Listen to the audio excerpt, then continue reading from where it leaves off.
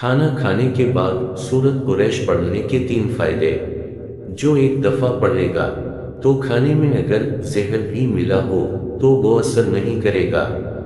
Food poisoning नहीं होगी। खाना बीमारी नहीं सेहत बनेगा। वो खाना उसे गुनाहों की तरफ माइल नहीं करेगा बल्कि नेकी का जरिया बनेगा।